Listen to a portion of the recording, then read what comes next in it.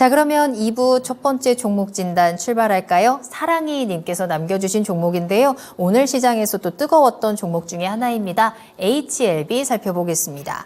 매수가는 51,100원이네요. 비중 10% 가지고 계시고요. 오늘 상승이었다가 갑자기 하락해서 좀 불안합니다. 저는 중기로 보고 있는데 어떻게 해야 할까요? 라고 남겨주셨는데요. 말씀해 주신 것처럼 HLB 오늘 시장에서 하루 동안의 변동성도 굉장히 컸습니다. 갑자기 급등을 하면서 59,000원까지 올라갔다가 또 다시 한번 그대로 반납하면서 51,100원의 거래를 마쳤는데요. 계속해서 HLB는 여러 가지 이슈와 함께 좀 급등과 급락을 반복하고 있는 구간이에요. 운영위원님께서는 HLB의 오늘장의 이 윗꼬리들을 어떻게 해석하고 계실까요? 예, 그 회사가 이제 이슈 자체가 간암 치료제 리보세라닙 그 FDA 지금 임상 결과 발표를 앞두고 있지 않습니까? 네. 뭐 최근에 회사가 이제 공동으로 중국의 항서제약과 함께 중국 판권은 아마 항서제약한테 넘기로 알고 있고요. 항서제약을 통해 가지고 아마 미국의 FDA 신약 신청을 해놓은 걸로 알고 있는데 꽤 오래됐어요. 오래됐는데 최근에 오늘 나온 기사 내용으로 봐서는 근데 지난번에도 한번 나왔던 내용입니다. 제가 알기로 지난번에 아마 주가 작년 연말인가에 주가 한번 급등할 때도 나왔던 내용이 오늘 재탕 나온 것 같은데 오늘 좀 강하게 반영이 좀 됐어요. 네, 그 진양권 회장이 나와서 항서제약이 제출한 그 FDA에 대해서 그 허가 관련해가 신약 관련해서 별다른 이의가 없었다. 그래서 결국 허가가 좀 나지 않겠는가 그런 또 뉘앙스 발언을 했거든요. 앞서 작년에도 나왔던 내용이었던 것 같고요. 그 내용이었던 것 같은데.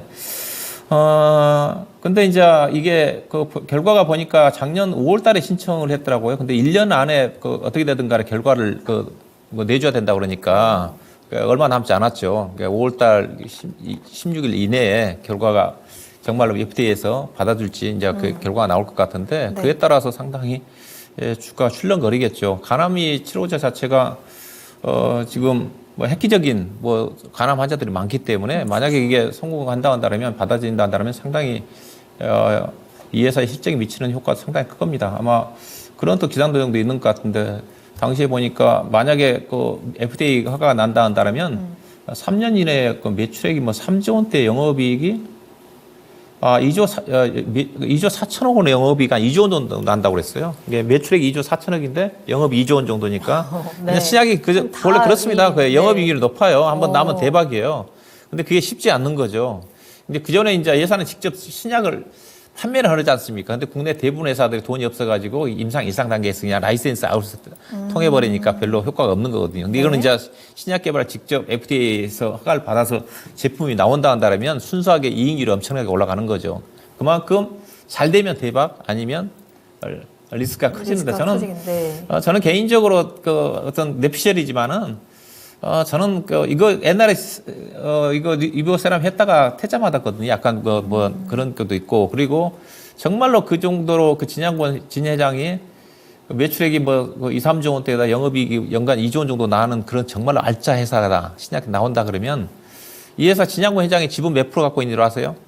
지금 소액 지주주 지분율이 90%입니다. 진 회장이 지분 7, 8%밖에 안 갖고 있어요. 정말로 이 대박난 회사를 간다 하더라면 내가 만약에 정말로 어렵게 몇 년 동안 신약 개발했는데 7%밖에 안 갖고 있겠습니까? 그러네.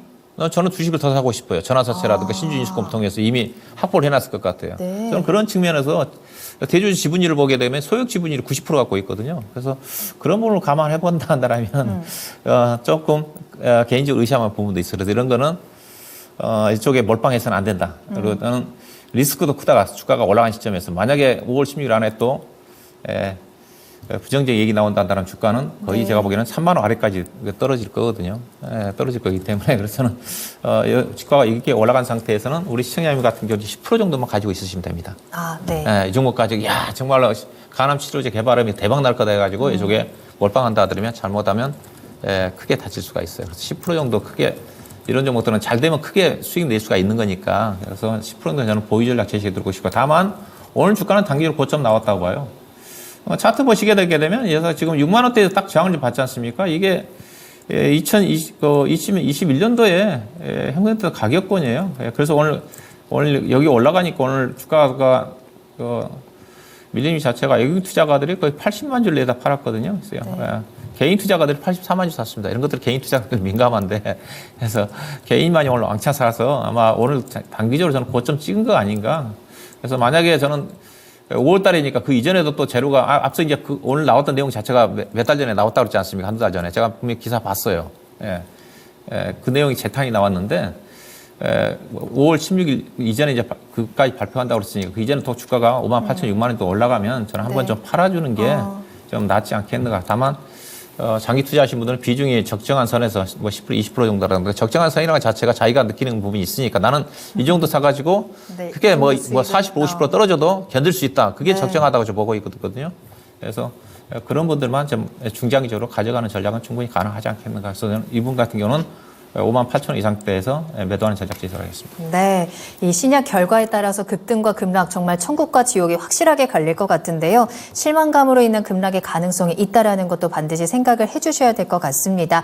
일단 단기적으로 58,000원까지 반등이 나올 시에는 매도 타이밍에 대한 부분도 조언을 해드렸으니까요. 참고해 보시길 바라겠습니다.